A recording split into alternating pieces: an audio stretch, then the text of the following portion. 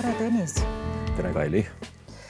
Mul on siis suur au, et mind on palutud sinuga vestlema täna Välisministeeriumi mälusarjas, mis tutvustab võib-olla natukene lähemalt meie enda inimesi, kes meie süsteemis on töötanud. Ja mul on siis see au olla sinuga seda vestlust vedada.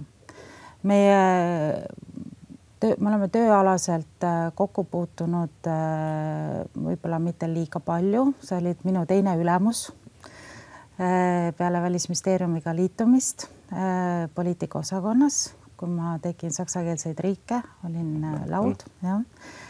Ja meil on kokkupuutepunktid ka võib-olla pärastistes lähetuses Haagi ja praegu siis ka Euroopa Liidu poliitika julgeolekukomiteega PSI teemadega, et seal on niisugused kokkupuutepunktid meil. Ja ma pean ausalt ütlema, et ega ma siin inimesena liiga palju ei tunne, et sa oled pigem tagasihoidlik, sa oled selline minu jaoks olnud nagu rohkem vaatleja tüüp. Nii et ma praegu tõesti huvi ja põnevusega siis proovime siin vestluses sind, Tõnis Idarand, avada. Mul on teada, et sa sündisid pea 65 aastat tagasi novembrikuus Tartus. Sul on olnud väga põnev tudengipõli huvitavate valikutega. Sa oled õpetanud Sisekaitseakadeemias, andnud loenguid. Siis 93. aastal sa liitusid Välisministeeriumiga. Peale seda oled sa olnud lisaks Välisministeeriumi peamaja ülesannetes, oled sa olnud lähetuses Haagis, Helsingis, Brüsselis ja siis tagalahoidjana, abikaasana koos meie ühise ja kolleegi Jana Vanaveskiga Stockholmis ja Vilniuses.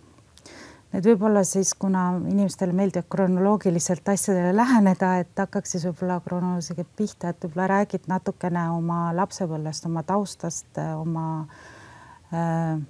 elust Tartus ja sealt tulevatest valikutest. Jah, ma sündisin Tartus ja elu esimesed 20 aastat elasin seal. Ja ma meenutan seda kui toredat aega, kuna ma kasvasin üles Tähtere pargi kõrval, mis oli tore keskkond. Lapsed tol ajal kasvasid valdavalt õues, liikusid palju väljas ja selles mõttes on Tartuga seos mul selged mälestused. Kui olen hiljem elus elanud ka muudes kohtades, teist tüüpi linnades, siis Tartu või see lapsepõlve maailm tundub jah väga inimsõbralik keskkond. Ja Tartus ma õppisin tänases Miinarma gümnaasiumis, mis oli väga hea kool. Ja sellest ajast on ka mul ainult positiivsed mälestused. Peale keskkooli lõpetamist mul oli nagu raskusi otsustamisega, et mida ma nagu tegema hakkan. Ja siis ma astusin Eesti Põllumajandusakadeemiasse veterinaariateaduskonda ja õppisin seal 2 kursust. Aga ilmselt ma olen loomult liiga rahutu hing ja leidsin, et vanemate kodust ülikoolis käimine ei ole väga hea mõte. Ja siis mõtlesin, et peaks tegema midagi muud. Ja kuna mind humanitaarvaldkond on alati huvitanud, siis ma mõtlesin, et minna kodus kaugemale ja õppida midagi sellest valdkonnas ja siis astusin Leningradi ülikooli filosoofia teaduskonda. Milles selline valik? Ütleme, see oli ju sügaval nõukogude ajal. Et see, et sa tahtsid vanemate kodunt ära, sellest ma arvan, me kõik saame aru, et see eraldumise soov ja iseseisvumise soov aga miks just Leningrad ja miks just filosoofia, et eks seal oli mingi nagu konkreetne tõuge või noh, sa olid ka väga heast koolist pärit, sul ilmselt oli väga head vene keel juba suus, inglise keel, ma ei tea, mis keeled veel või?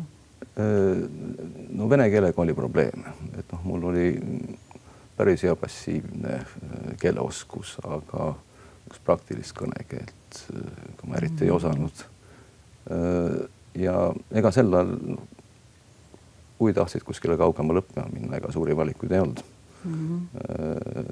Kõik need võimalused, mis tänapäeval on avatud, no siis olid olematud ja kui nüüd mõelda, et miks minna Venemaale, noh, ma kujutasin ette, et Leningrad on ainuke linn, eks ole, kus mulle võiks nagu sobida, sest linnise on ju väga huvitav. Ja see keskkonnavahetus kindlasti oli väga kasulik. Minna ikka noore inimesena üsna teistsuguse keskkonda, suurde linna, ühiskonda, mis on tunduvalt intensiivsem kui Eesti ühiskond.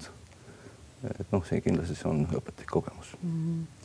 Kas sa armees ka, Nõukogude armees ka aega teenisid?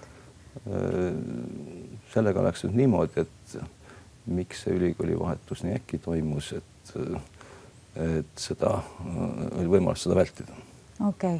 Et see oli just see aeg, kui algas Afganistani sõda, siis oli nii mitmedki sõpru ja tuttavaid, kes sel ajal võeti armeesse ja siis mingi aja veetsid seal kaugel maal.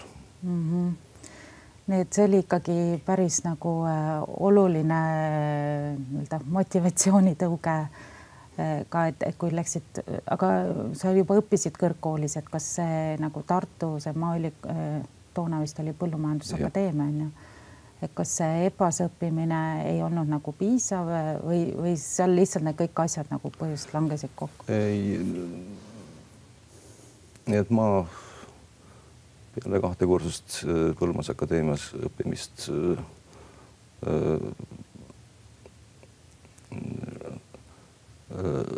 lasin ennast eksmatrikuleerida või loobusin selle edasi õppimisest. Mõned kuud töötasin ja siis ma tegin sisseastumiseksamid Leningradi ülikooli. Ja miks filosoofia? No ma mõtlesin 2 asja. Ma mõtlesin, kas minna õppima mingeid keeli, filoloogiat või siis filosoofiat. No, kuna mingi tõmme humanitaaralade poole oli, mitte sellepärast, et reaalteadused oleks nagu probleem olnud või oleks huvitanud, aga jah, et see oli selline valiku koht ja niimoodi see langes. Sa ütlesid, et see teises, ütleme ikkagi meie jaoks võõras kultuurikeskkonnas elu oli intensiivsem, et kuidas sa üldse nagu mõtled tagasi sellele kohanemisele, on väga palju räägitud, kuidas Eesti, Läti ja Leedu inimesiga võeti toona nagu suhtuti teistmoodi. Kas sina ka seda nagu tajusid või seal noorte inimeste ja samaealiste seltskonnas kõik olid tudengid, õppisite sama asja, seal tegelikult ei olnud suurt vahet? Jah, Eestist tulnuna see seisund oli natuke teistsugune. Kuna seal õppis ka palju inimesi teistest riikidest, siis eestlased, noh, enamasti kelle vene keele oskus alguses oli üsna nigel. Noh, neid päris vaatad kui omasid. Ja noh, kuidagi formaalselt nad ei olnud ka välismaalased, et nad olidki, noh, mingis mõttes oli väga mugav positsioon. Okei. Et andis mingid võimalused millestki distantseeruda ja samas olid ikkagi nagu osa sellest. Ja. Et see oli selles mõttes jah,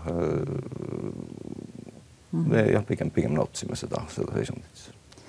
Mis su toonane õpingute ajal niisugune väga standardne küsimus, aga mis su toonane lemmikfilosoof oli? Või koolkond siis, kui mitte nagu konkreetse? Eks seal, kuna oli riiklik valitsev ideoloogia, mis väitis tuginevat tugevalt kontinentaal-Euroopa filosoofilisele traditsioonile, siis oli see saksa klassikaline filosoofia. Mida seal erinevate kursi jooksul päris palju õpetati. Ma ei arva, et oli mingi lemmikfilosoof sel ajal, sest tavaliselt filosoofia tudengid, nad peavad hästi palju lugema. Ja see lugemisnorm, mis nädalaks ette antakse, see on ülisuur, et see ei olnud reaalne. Ja siis püüdsid sellega hakkama, mõni asi meeldis rohkem, mõni mitte. Tavaliselt tihtipeale lemmik on Kanti filosoofia, mida alguses on üsna raske omaks võtta, kuna tekstid on üsna keerulised. Ja praegu tagantjärele on raske öelda, et oleks mingid lemmikuid. Peale selle alati on mingid moevoolud. Selles kontekstis räägiti palju eksistentsiaalsest filosoofiast, prantsuse eksistentsialismist. See oli selline moevool tol hetkel ja just tudengid hulgas. Sa pidid palju lugema, et ütle, mis keeltes oled suuteline näiteks täna lugema? Keeltega on niimoodi, kui sa neid kasutas, nad lähevad proost. Aga passiivne keel mingis mõttes jääb. Ja kas ma loen eesti keeles, vene keeles, inglise keeles, kui oled filosoofiaga tegelenud, siis pead suutma veerida ka saksa keelt. Ja lugemisega ma saan hakkama ka prantsuse keeles. Ma arvan, et siiamaani võib-olla hollandi keeles. Olen lugenud päris palju rootsi keeles, soome keeles. Jah, aga kui keeli ei kasuta, siis tõesti nüüd võtaks näiteks hollandikeelse teksti, püüaks uuesti lugeda. See võtab võib-olla mõned tunnid harjumist. Raamatutest rääkida, et mis kirjandust sa kõige rohkem armastad lugeda või mis tüüpi kirjandust sa üldse loed? Vabatahtlikult ma räägin. Kuidagi on nii juhtunud, et kui ei ole tegemist tööalaste tekstidega, siis viimastel aastatel ma olen püüdnud lugeda palju ajalugu, võib-olla ka religioonilugu, filosoofiat tõenäoliselt vähem, kuigi ma olen koduraamatuid täis ostnud. Aga aeg-ajalt on hea sealt mõni raamat välja võtta riiulist ja siis püüda lugeda. 93. aastal sa liitusid välisteenistusega, Välisministeeriumiga. Kuidas räägi see lugu, kuidas sa Välisministeeriumini jõudsid, et sa olid Leningradi ülikoolis, lõpetasid selle ära. Ma tean, et sa tegelikult liikusid ka edasi doktorantuuri. Ja, ma olin Tartu Ülikoolis doktorantuuris, see lõppes 92. aasta lõpus. See oli oluline muutuste aeg Eestis. Ja kuna töö oli veel kaitsmata, siis tuli leida mingi amet, kus igapäevast leiba teenida ja siis ma kolisin Tallinnasse. Ja ega siis valikuid palju ei olnud, sest see töökoha leidmine lihtne ei olnud, aga kuna üks hea tuttav õpetas värskelt loodud Sisekaitseakadeemias loogikat ja tal oli plaan minna vist Saksamaale õppima ja siis otsis omale asendajat ja küsis minu käest, kas sa ei oleks nõus seda tegema ja kuna mul sel hetkel üldse mingit tööd ei olnud, siis ma võtsin selle pakkumise vastu. Et käis loogika ka? Ja, ei, see oli väga huvitav kogemus. Need enne Välisministeeriumisse tulekut sa tegelikult töötas Sisekaitseakadeemiana, andsid loogika loengut? Ja, ega ma ei olnud seal päris ametlikult hingekirjas, aga see oli vist tunnides alusel, siis siis ma tegelesin loogika õpetamisega. Et andis võimaluse leib ikkagi lauale saada. Ja kuidas sa Välisministeeriumini sealt edasi jõudsid? Jah, kuna see töökoht oli üsna ajutine, arved olid vaja maksta ja siis tuli mõelda, et mingisuguse püsivama töökoha peale ja olid mitmeid häid tuttavaid sõpru olid Välisministeeriumis tööl ja siis tuligi nendega jutuks ja nad nagu andsid märku, et võiksid tulla ja proovida. Tahad sa mõnda seda tuttavat nimetada? Ja, seal oli Jaan Hein, Juhan Kahk ja seal oli veel teisigi üliküliaegseid kamraade, kes olid Välisministeeriumis tööl. Mis siis see sinu esimene tööülesanne seal oli? Minu esimene töökoht Välisministeeriumis oli poliitikaosakonnas, see oli 3. büroo, kes tegeles põhiliselt Ida-Euroopa, Kesk-Euroopa teemadega ja mina olin seal esimene Balkani desk. Sel ajal käisid need sõjad Balkani riikides peale Jugoslaavia lagunemist. See piirkond oli meie jaoks üsna tundmatu ja see oli päris huvitav algus minu jaoks. Ega mingi võimalus ka mingisse teemasse regiooni ennast sisse töötada, sest ilmselt teadmised idasuunalt olid põhjalikumad. Jah, ma küll olin Venemaal olnud, ma nagu teadsin ja eks ma jälgisin seda, mis seal toimub kogu aeg, aga see Balkan selles mõttes oli huvitav väljakutse ja see oli tunnetuslikult väga huvitav periood. Ja isegi vist 2 suvel ma käisin Sloveenias sloveenia keelt õppimas, mis oli ka huvitav. Oled sa seda kunagi kasutanud? Ja ma lugesin sel ajal sloveenia keelset ajalehti. Sellelt pinnalt saab ka lugeda siis serbia horvaadi keeles. See on slaavi keel ja kui vene keel on nagu hästi käes, et sellelt pinnalt saab neid seoseid tekitada, et on nagu... Jah, kas nüüd lõunaslaavi keelte õppimisel, mina nagu tajusin seda, et vene keel pigem segas. Kui oskaks ukraina keelt või poola keelt, siis oleks lihtsam. Aga muidugi jah, see keele grammatiline struktuur on sama ja seoste tekkimise võimalus on olemas. Balkanis siis sa tegelikult liikusid? Siis ma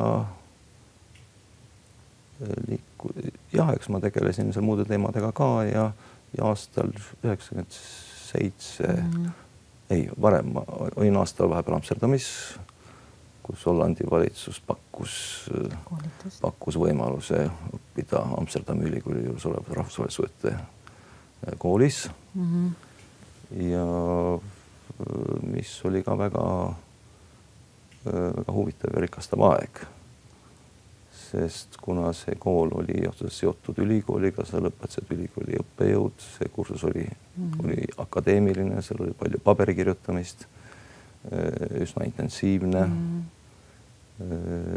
ja kui vaadata seda, mis sai minu kaasõppuritest hiljem, siis üks hollandlased, kellel oli politoloogi taust peale seda kursust said tööle pankades või Deutsche Bank või ABN AMRO. Nii et selles mõttes jah, see kool oli hea ja andis päris hea tõuke. Ja siis sa tulid ja jätkasid poliitikaosakonnas? Jah. Ma olin aasta aega poliitikaosakonnas ja aastal 1997 siis läksin Haagi. Räägi sellest Haagi asjast ka, sest sa ei läinud ju Haagi tegelikult saadikuna. Sa läksid sinna Eesti eriesindajana. Jah, ma olin sest saadik Jüri Luik oli Eesti saadik Brüsselis ja ta oli akrediteeritud ka Hollandisse ja minu ülesanne oli siis sel ajal üritada see saatkonda seal käivitada. See kõik toimus sel ajal, kui Toomas Hendrik Ilvesest sai Eesti välisminister ja siis vaadati üle ka Eesti välisesinduste võrgustik ja leiti, et vist 5 olulises Euroopa Liidu ja NATO liikmesriigis Eestil välisesindust ei ole ja siis tehti kiire otsus neis riikides esindus avada, sealhulgas Hollandis ja nii ma sinna läksin. Ja kuidas, räägi natukene neid muljeid võib-olla, mis selle nii-öelda Eesti esinduse avamine, sa tõesti olid nii-öelda esimene mees linnas. Kuidas sa nagu sellele ajale tagasi mõtled, et kas see oli nagu lihtne, sest aeg oli ju 90ndate lõpp, me tegelikult olime siin Euroopa Liidu läbirääkimisi juba alustanud, meil oli selge NATO ambitsioon, et kuidas sa nagu eestlase, kuidas sa nagu ütlesid, kohtusid hollandlasega, ütlesid, et tere, et mina olen Eestist, et kuidas nagu see kogemus ja kuidas sina seda mäletad? Ma mäletan seda niimoodi, et mul otsus minna Haagi tuli väga kergelt, sest ma arvasin, et peale seda, kui oled aasta aega tudengina Amsterdamis elanud, sa tajud seda ühiskonda ja mõnes mõttes oli mul nagu õigus. Aga kui ma sinna Haagi jõudsin, siis selgus, et tegemist on hoopis teistsuguse linnaga. Just, nii see on.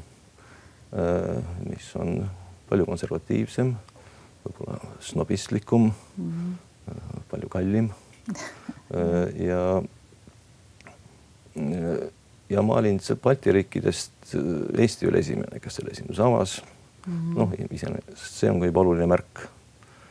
Aga kuna hollandlased on praktilised ja pragmaatilised inimesed ja siis selles mõttes ega nende jaoks mingi üllatus ei ole, ilmselt said aru, miks see samm tehti. Selles mõttes see vastuvõtt oli positiivne. Ja kogu see ühiskond, selle toimimine oli üsna mõistetav. Seal midagi nagu uusi trikke ei pidanud õppima, et võib-olla mõnes erinevas natuke teistmoodi kultuuriruumis võib-olla see vajab nagu kohanemist. Selles mõttes mingid pingeid või asju ei ole. Muidu hollandlased on väga uhked selle üle nagu seesmiselt uhked, kui nendel on tihtipeale kultuuriline konflikt paljude teiste rahvastega, sest nad on väga otsekohesed. Nad ütlevad sulle ausalt kõik välja, mida nad olukorrast arvavad, et kuidas, kas sul oli sellega probleemi või ei olnud? Ei, mul ei olnud probleemi, aga see nende omadus paistis silma küll ja mõned teiste rahvaste või riikide esindajad jätnud seda ka märkimata. Aga sellega tuli arvestada. Just. Muidugi üks asi, mis on nagu huvitav, see, et peale teist maailmasõda see põlvkond, kes siis üles kasvas, ega nemad Balti riikidest midagi ei teadnud. Aga kes teadsid, oli nende vanemad ja vanavanemad, kes õppisid geograafiat 30 aastatel. Ja nende jaoks oli nagu selgem, et kui on eestlane, et millega siin on tegemist. Muidugi ajapikku tuli ka hollandlastele meelde, et see piirkond, mis jääb Reini jõest ida poole ja Läänemeri ja et suur osa Hollandi jõukusest omal ajal pärinebki sellest piirkonnast. Just.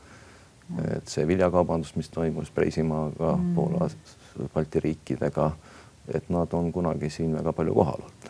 Ja, just. Ja ka Tallinna vanalinnas võib leida hollandikeelseid kirjasid majaseintel. Jah. See, et hollandi keel, eks ta on väga sarnane selle alamsaksa keelega, et seal tunneb ära, et alustades kiik-inde kökiga ja nii. nii edasi, jah. Nii et sul oli siis olla see missioon esimene Eesti nägu hollandlaste jaoks? Ja ei, see oli väga tore aeg ja muidugi ka väga õpetlik minu enda jaoks ja see, et võib-olla Eesti oli Balti riikidest esimene, no see oli ka selles mõttes märk, selles mõttes otsus sinna esindust teha, see oli ilmselt väga õige otsus. Ja no selles mõttes me võib-olla hollandlaste jaoks ilmusime ka rohkem kaardil. Jah, eks see nii on. Ja peale Haagi siis sinu tee viis edasi? Välisministeeriumisse tagasi. Ja siis oli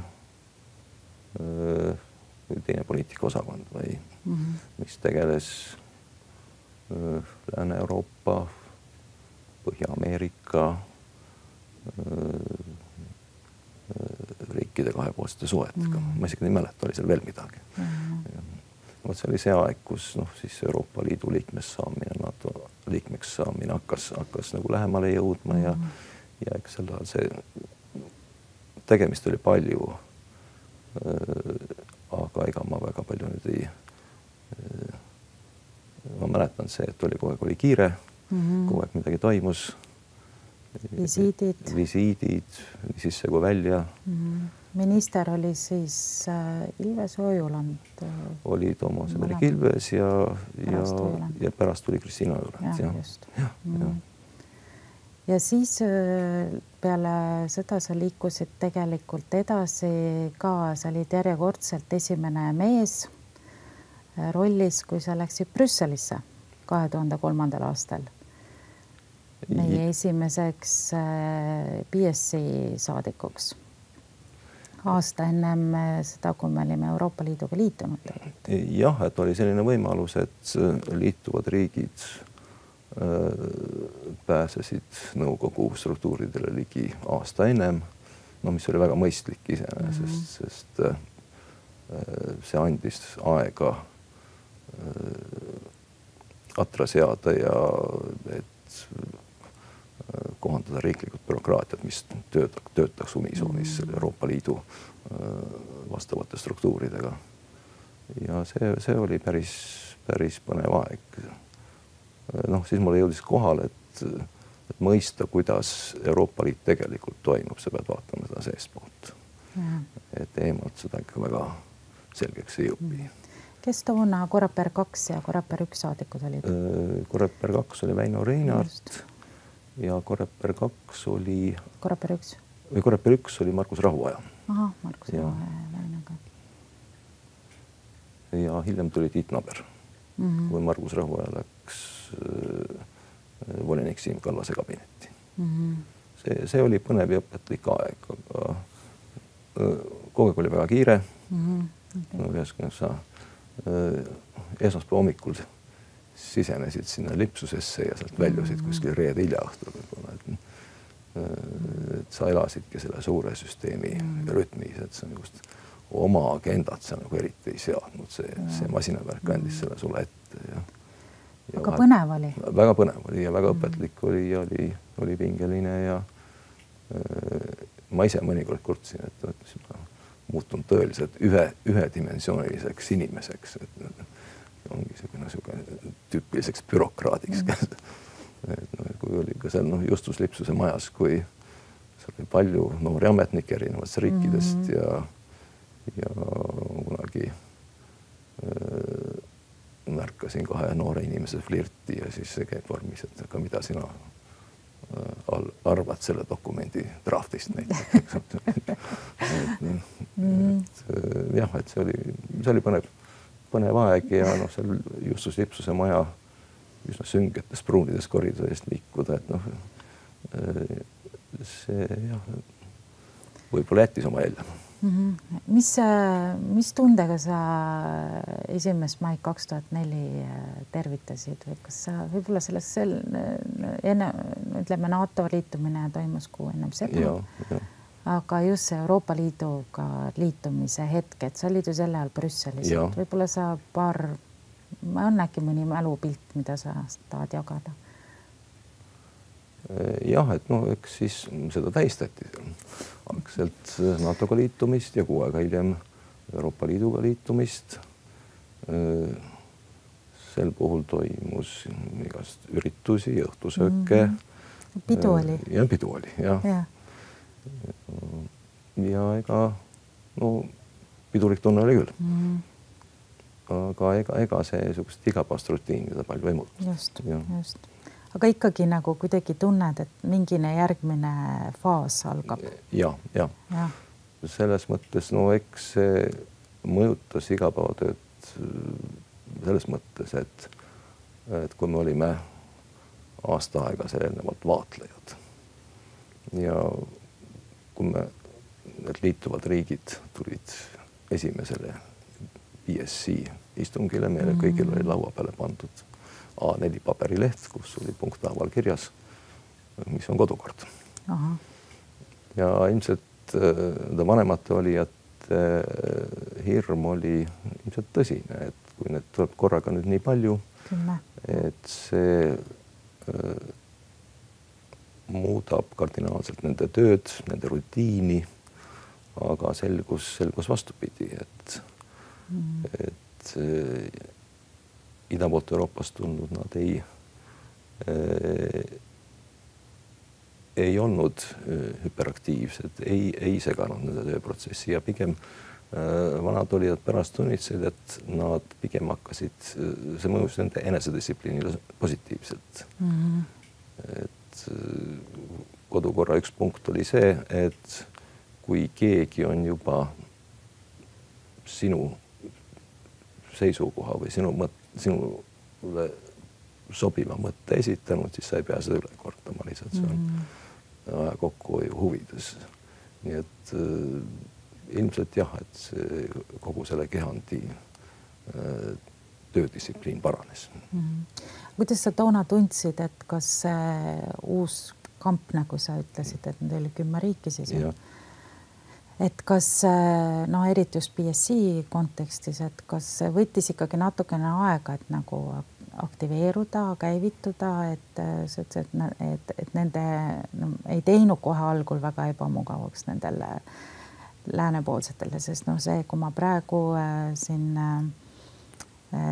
BSC tööd nagu lähemalt jälgin, siis no see olukord ei ole üldse mitte nii, et seal on ikkagi väga pingelised diskussioonid ja tihtipeale see läheb ida ja lääne nii-öelda riikide vahel, noh, mõnikord ka põhja-lõuna, aga noh, see on, mõned diskussioonid on ikka väga pingelised. No eks seda oli ka sel ajal. Muidugi, kui me olime sellises vaataja seisundis ja ega siis meil oli võimalus sõna võtta, no, pigem seda ka oodati. Ilmselt oodati ka seda, et tuleb juurde mingit teadmist või kogemust, mis puudutab Ida-Euroopat, mis puudutab Venemaad. Ja et ma ei mäleta, et siis oleks midagi teravaks läinud lääne. Aga pärast liitumist? Pärast liitumist, jah, et mul tuleb meelde see vaatlejas perioodist üks hetk, kui üks Kesk-Euroopa riigi esindaja kuidagi jõuliselt sekkus arutelusse Lähis-Ida teemal, see Iisraeli-Palestiina küsimus. Ja see oli Iiri eesistumise ajal vist. Ja siis juhtus küll, kus eesistuja jättas koosoleku, võttis välja paksu manuaali ja siis luges ette, mis tingimustel vaatlejariigid selle koosolekul. Ja see oli ainus kord. Aga hiljem polnud seda vaja või võimalik enam teha. Ja need diskussioonid seal toimuvad ja no, see nii peabki olema, jah, et seal peabki, see ongi see koht, kus saabki kõik mured ära kurta, et selles mõttes see, mida seal räägitakse, ei pea olema see jutt, mis näiteks meediale sobib ja et see, ma arvan, see on kõik normaalne, see on osa protsessist. See on osa protsessist. Peale Brüsselit kui sa seal Justus Lipsuse koledatest hämaratest koridoridest, nagu sa ütlesid, lõpuks välja said, siis kuhu sa peale 3 aastat, kuhu sa siis edasi liikusid? No siis ma tulin Välisministeeriumisse, töötasin mõnda aega sellises üksus nagu VAO. Välismajanduse arengu koostöö osakond. Jah. Millega ma seal tegelikult, mis on nagu meelde jäänud, on, et ma käisin Läänemeremaade nõukogu majandustöögrupi kohtumistel. Ma isegi ei tea, kas see kehandus see tänapäeval alles on. Ja ka vastus on. Ja noh, seal oli muidugi tore käia, aga palju sellest kasu tõusis, ma ei ole üldse kindel. Ja siis mõni aeg hiljem moodustati poliitikaosakonnas Kesk-Euroopa ja ilmselt Kagu-Euroopa büroo. See oli riigid Poolast kuni Kreeka, Türgini välja, sealhulgas ka Balkan. See oli selles mõttes huvitav kogemus, et siin selles aega langes just see Kosovo teema, Kosovo riigi tunnistamine, kõik arutelud rahvusvahelises kohtus Kosovo üle. Pidin seal korduvalt kohal käima ja see oli tunnestuslikult väga huvitav inimene ja siis ma puutusin kokku oma endiste BSc kolleegidega, aga noh, teises kontekstis, teises geograafilises punktis. Et selles mõttes see oli ka jälle tore aeg. Ja eks ma siiamaani mõtlen, Balkanil toimuvat ma jälgin ja see on minu jaoks väga oluline piirkond ja ikkagi kunagine Rooma impeeriumi osa. Et seal toimuv on minu jaoks tunnistuslikult alati põnev olnud. Jätkuvalt väga huvitav ja seal ka kogu aeg toimub. Ja see kogu aeg toimub. Ja see on nagu hea allikas, millest huvituda ka see piirkond. Peale seda sa, Tõnis, läksid uuesti välislähetusse ja liikusid siis juba põhja poole. Jah, et mul anti märku, ma olin vist Eestis olnud ligi 5 aastat ja anti märku, et oleks aeg võib-olla jälle välja minna ja seal valikut väga palju ei olnud ja Helsingi oli laual. Seal oli asejuhi koht oli vabanenud ja siis ma arvasin, et miks ka mitte. Esiteks ta on kodule lähedal ja Soome on ka selline koht, mis mul alati on sümpaatne olnud ja kindlasti on seal töötada huvitav. Kas sa kinnitad seda, et Helsingi ja Riia on Eesti diplomaatidele 2 kõige paremat lähetuskohta? Eks see sõltub... Kui kahepoolsete suhete kontekstis on? Jah, eks see sõltub muidugi inimesest ja millises elufaasis inimene parasjagu on. Et selles mõttes, et need on ilmselt 2 sellist kohta, kuhu ei pea koos perega kolima. Et see on mugav. Kindlasti, vähemalt see on minu tõlgendus, et Eesti on neis mõlemas kohas võib-olla üsnagi nähtav. Just. Kindlasti on seal see on sõbralik riik, meeldiv töökeskkond. Seal see riigisüsteemiga on mugav suhelda. Et selles mõttes, et me ja nad teavad Eesti. Ja nad teavad Eesti, sa ei pea seletama, kus sa tuled. Et jah, et see on tore kogemus kindlasti minul Helsingist. Kuidas sul on, kuidas sa vastaks selle küsimusele, kas Eesti ja Soome on üksteisest kaugel või lähedal? Ma arvan, et on mõlemat. Soome on Eesti jaoks kindlasti oluline riik. Peale selle keeleline lähedus, kultuuriline lähedus, aga Soome ühiskond on ikka üsnagi erinev Eesti omast. Mis iseenesest on ju hea. aga noh, seda peaks meeles pidama. Ja ka nende välispoliitilised seisukohad on teinekord. Jah, aga noh, sellesse saab suhtuda enamasti tolerantselt. No nüüd kui mina olin Helsingis, siis oli ka võib-olla üks Eesti jaoks oluline teema oli Soome võimalik NATO liikmelisus. Aga siis oli ikka niimoodi, et see toetusprotsent oli kuskil 25-27% parimal juhul. Ja ega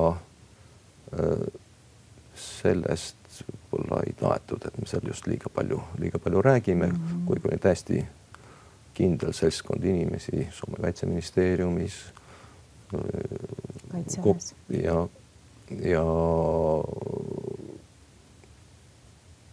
mõned poliitilised erakonnad, kes pidasid seda Soome jaoks oluliseks. Aga ilmselt see, et kui maailm muutus ja see Soome jättis selle võimaluse alati avatuks, siis muutus ka nende seisukoht.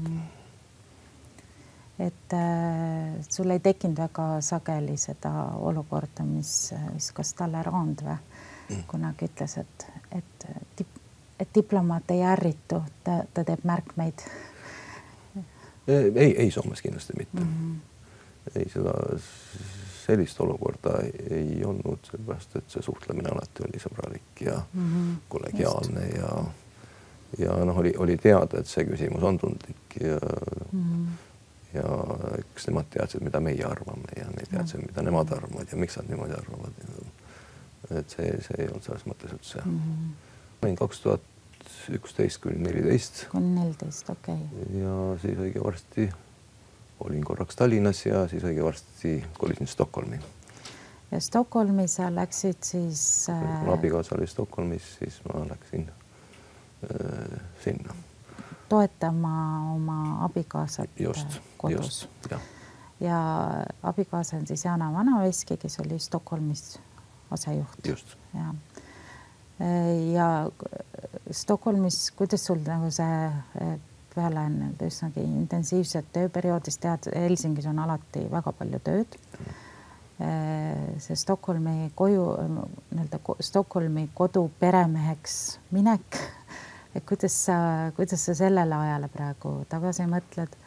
Kas sa tegid midagi, kas sa kasutasid, sul on väga intellektuaalsed huvid, et kas sa kasutasid seda aega lugemiseks, kirjutamiseks, tegid sa mingit kellega koostööd või sa lihtsalt võtsidki aja maha nagu iseenda jaoks? Jah, see oli minu jaoks nagu uus olukord, et ega ma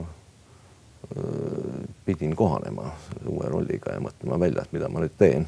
No selge see, et kui sa oled abikaasana kodus ja siis tuleb tegeleda koduste asjadega. See on nagu üks möödapääsmatu roll. Käia poes, kõik mida inimesed kodus teevad. Ja siis, kui abikaasal oli tuge vaja või ta küsis nõu, siis kui ma oskasin, siis ma seda andsin. Aga jah, et Stockholm on väga ilus linn. Ja seal ta on suur linn ja seal on väga tore jalutada. Selleks on võimalusi seal ohtralt. Ja eks ma siis vabadel hetkel tegelesin sellega. Ma käisin mööda linna, mul oli seal lemmikraamatupood, mul oli lemmik spordiklubi. Et selles mõttes tagantjärele vaadates oli kõik väga tore. Ja siis sai õppida selgeks nii palju rootsi keelt, et rootsi ajalehti lugeda, mis oli ka jälle rikastav kogemus. Lugeda raamatuid. Jah, et see oli see minu maailm sel hetkel. Mulle tundub, et sulle väga meeldis see. Jah. Eks muidugi on hetki, kui vaatad, et kaua ma ikka nii jõuan, et ma nagu ei teegi midagi, aga tegelikult järele vaadates oli väga tore aeg. Ja see oli nii palju sobis sulle, et sa järgnesid Jaanale siis, kui ta saadeti suursaadikuks Vilniusesse, järgnesid temale Vilniusesse. Jah, läksime Vilniusesse, mis oli ka väga minu jaoks väga huvitav koht, eks me midagi ju Leedus kõik eestlased teame. Ja aga kui seal pikemat aega koha peal olla, siis on seal üsnagi palju avastamist. Noh, me teame seda, et Eesti ja Leedu ajalugu on vägagi erinevad ja Leedu on olnud suur tegija Euroopa poliitikas, vähemalt Kesk-Euroopa poliitikas möödunud sajandite jooksul. Ja noh, kõike seda on võimalik seal uurida. Ja sa tegelikult ka tegid ühe kaastöö, see on siin ka laua peal Vilniuses olles, et võib-olla sa räägid paar sõna ka, panite kokku kogumiku Eesti 100. juubeliks. Jah, see oli vist aastal 2017. Olin Vilniuses, olin hakanud just võtma leedu keele tunde ja siis helistab hea kolleeg Kaire Jürgenson ja ütleb, et sul vist ei ole väga just, et meil on siin plaan koostada selline kõnede kogumik, et kas sa ei tahaks sellega tegeleda. Siis ma tõepoolest vaatasin, et ega ma siin midagi tarka ei tee, et ma siis vähemalt üritan. Et see on üsna huvitav tegevus ja nii see käiku läkski.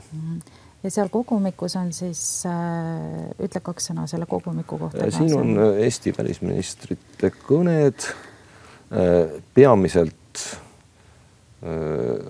peale taasiseseisvumist, aga kuna kirjastuse soov oli, et peaks olema mingi side sõjaeelse perioodiga, siis siia ette on pandud Jaan Poska kõne Tartu rahulepingu teemal.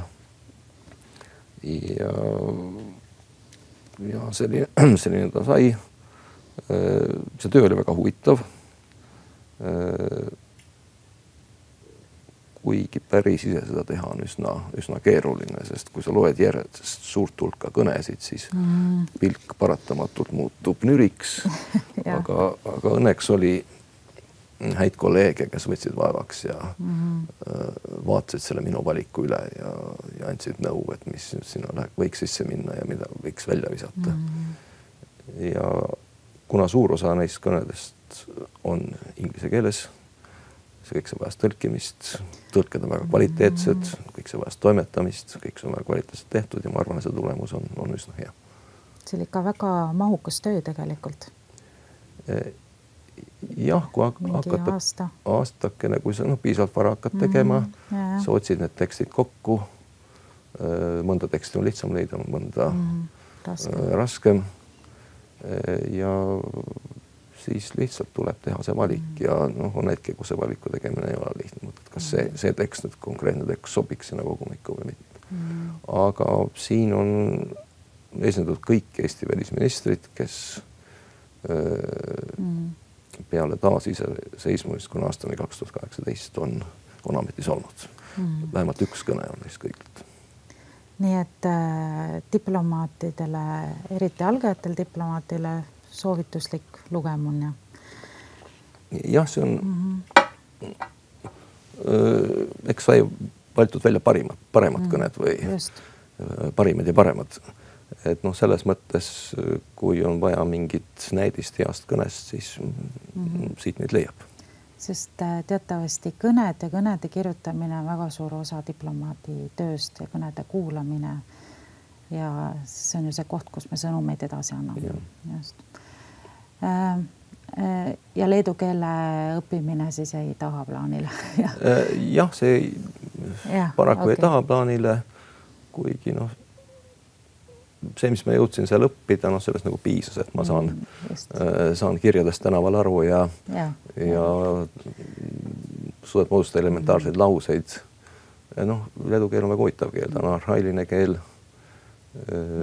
Tänu sellele ma nüüd tajun ka paremini läti keelt näiteks, et kuigi nad on lähedased keeled, aga nad on ka üsnagi erinevad. See erinevus on võib-olla nagu eesti ja soome keele vahel. Kui sa nüüd mõtled tagasi nendele linnadele, kus sa oled töö tõttu elanud, sest ka Janaga kaasas olemine oli nii-öelda ju nagu töö, siis mis on see linn, kus sa alati nagu tagasi läheksid? Üks nendest, Stockholm, Helsingi, Vilnius, Brüssel, Haag. Ma arvan, Haag on see linn. Kui ma olin Brüsselis, siis nii mõnigi kord nädala lõpuks me läksime Haagi. Ja kodune, turvaline. Kodune, turvaline tunne, väike hoomatav linn. Õudselt armas ja ka elatav. Ja ka elatav ja mere ääres Brüsselist meri jääb üsna kaugele. Just. Ja Stockholm on muidugi väga meeldiv linn, on väga ilus linn. Sinna läks alati tagasi. Sinna läks alati tagasi, jah. Ja nüüd, kui sa oled tagasi Tallinnas, siis sa enam välisteenistuses ei ole ja sa oled siis Rahvusvahelise Kaitseuuringute Keskuses teadur. Teadur, jah. Mõttekonna teadur, jah. Et võib-olla sa siis ka 2 sõna sellest ütled lühidalt ja siis... Jah, see oli sel ajal, kui me hakkasime Vilniusest tagasi tulema ja helistas Välisministeeriumi kantsler Rainer Saks ja ütles, et meil Välisministeeriumil on üks koht seal. See on ikkagi nagu teenistus tegi mulle pakkumine, et kas sa ei ole huvitatud ja kuna mul ei olnud mingit ideed selles suhtes, mida ma nüüd tegema hakkan, siis ma võtsin selle tänulikult selle pakkumise vastu. See on natuke teistmoodi kogemus, meeldiv. Seal on... Ilmselt sulle väga sobiv? Mulle väga sobiv, kuigi kui sa 5 aastat näiteks oled olnud kodus ja loed seda raamatut, mis parasjagu meeldib või ei ole üldse ja valdavalt suhtled kassiga, siis alati see just päris ellu süsenemine on, vajab treenimist ja harjumist. Et aga jah, see on jah täiesti uus kogemus ja siiamaani minu jaoks vähemalt meeldib. Ma naudin seda ja ma loodan, et võib-olla ma suudan siis natukenegi panustada sellesse, mida keskus teeb.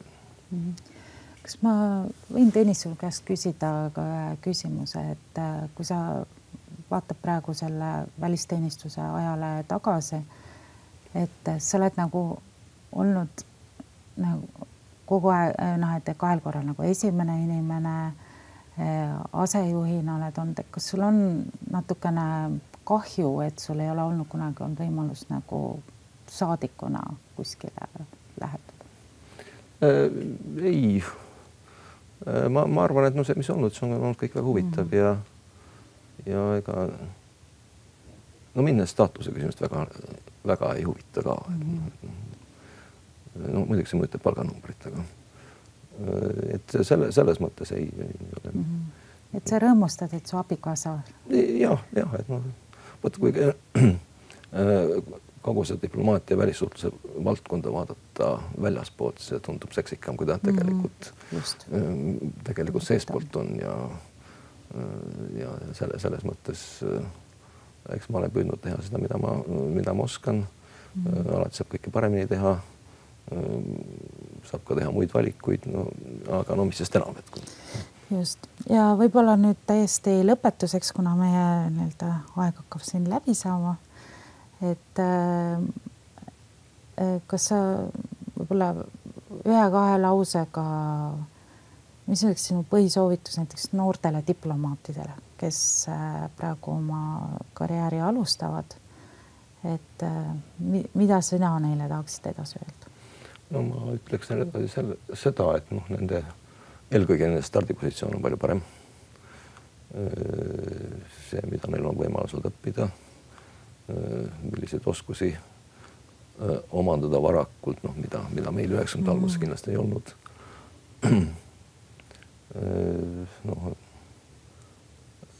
no tuleb nautida seda, mis sa teed. Ja võib-olla, mida võib öelda, et protokoll on alati oluline. Just, protokoll on alati oluline. Aitäh, Tõnis, selle vestluse eest. Mul oli huvitav.